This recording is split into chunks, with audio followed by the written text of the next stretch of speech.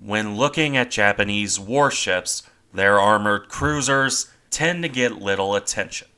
Their major actions came in the Russo-Japanese War, a conflict that is often ignored outside of Tsushima, and contemporary battleships like Mikasa take up most of the attention, which is a shame because the Ibuki-class were some of the finest armored cruisers ever built. Heavily armed, heavily armored, and relatively fast. They were more than a match for most contemporary armored cruisers, with the exception of speed. Not quite a world-changing design, but certainly one of the best of their type. To the point the Japanese later reclassified them as battlecruisers. Although this is a tad bit optimistic, as we'll see later. Ironically, it's a similar situation to the later Kongos, where the Japanese swore these are actually fast battleships, despite doing very little to improve their armor. That aside, the Ibukis tend to be overlooked. For all the impressive features of their design, these ships had a quiet life. Too late for the Russo-Japanese War, and scrapped well before the Pacific War. They sit in that weird middle ground of very good when designed, but quickly outmoded by new developments, for better or worse. This is pretty clear when you look at their design. Ibuki displaced 14,871 tons at her normal loading. This increased to 15,845 when fully loaded. For comparison, the last armored cruiser I covered, SMS Scharnhorst, was just under 13,000 tons. The British Minotaur was 14,800. SMS Blucher, meanwhile, reached 17,500 tons. Ibuki's high tonnage came primarily from her weaponry. Her main battery in particular, which in common with the previous Tsukuba, was the heaviest of any armored cruiser. 4 12-inch, 305mm guns in 2 twin turrets. These were carried in the typical pre-dreadnought, or in this case armored cruiser layout. 1 turret on the bow and the other on the stern. It was these that set the ship apart more than any other part of her design. The largest competitors, Russia's Rurik or America's Tennessee, had 10-inch or 254mm guns. These heavy weapons were very intentional. The Japanese, based on lessons in the Russo-Japanese War, prioritized 2 things: long-range gunnery and the ability for their armored cruisers to fight in the line of battle. To do so, 12-inch guns were chosen, with the rest of the weaponry being similarly extensive. This consisted of 4 twin turrets mounted in pairs on either side of the superstructure. Those turrets each carried 2 8-inch, 200mm guns, with those backed up by 14 single 4.7-inch or 120mm guns, mostly in hull-mounted casements. 1 pair was carried higher up, between the funnels. The weaponry was rounded off beyond this point by 8 3-inch guns, 4 of which were carried in anti-aircraft mountings, with the final weaponry being the usual submerged torpedo tubes, in this case 3 of them. With that rounding off the weaponry, let's move on to the armor. This came out to 7 inches or 178mm on the main belt. This armor was carried between the 2 turrets, covering the ship's machinery, with this thinning out to 4 inches towards the bow and the stern. Above this main belt, the ship also had a 5-inch belt of armor between the turrets, with the deck armor coming out to 2 inches in thickness. Certainly impressive for a cruiser. It was even thicker than Invincible, although not quite to the standard of later ships like Lion or Kongo. Regardless, that brings us to speed to round things off. These ships were generally capable of around 21.5 knots in service conditions. However, this did differ between the two. Kurama came with triple expansion engines. Ibuki, meanwhile, had turbines, the first major Japanese warship to be fitted with those engines, mostly because of delays on the battleship Aki receiving her turbines, but I digress. Unfortunately, these were never quite up to standard. Even after significant modification, Ibuki managed around 21 knots on just under 29,000 shaft horsepower, when the Japanese wanted 22.5 knots on 24,000 shaft horsepower. As for Kurama, she could manage 21.5 knots on 23,000 indicated horsepower.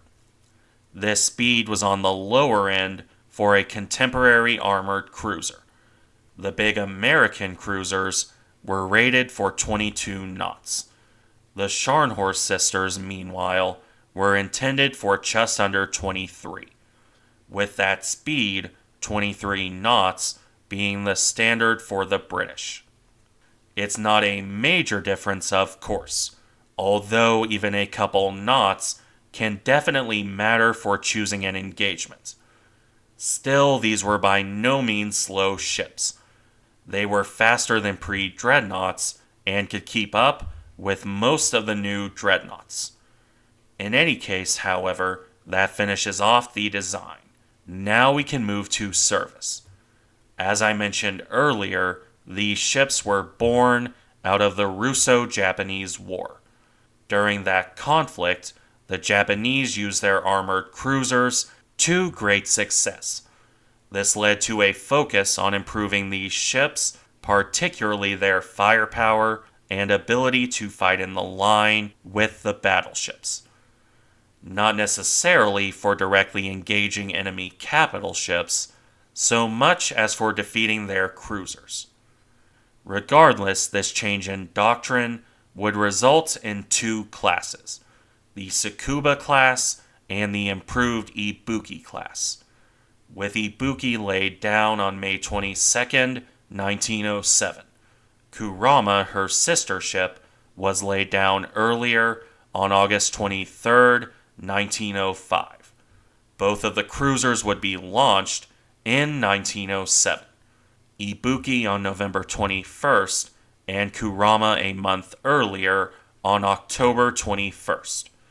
That relatively slow pace on Kurama is down to a lack of dockyard workers. Priority at her shipyard went to Kawachi and Setsu, as well as repairing captured Russian warships. As for Ibuki, she took longer to lay down due to work on the battleship Aki. Once she was laid down, her construction went far quicker, mostly because the shipyard at Kure stockpiled material in advance, allowing for that 5-month construction period. Something only really exceeded on this scale by HMS Dreadnought. And if you know anything about Dreadnought, you know how fast that ship was built. That aside, Ibuki would also complete before her sister ship. This cruiser was completed on November 1st of 1909, while Kurama didn't complete until February 28th, 1911. Although that difference in completion date didn't really amount to much in the end.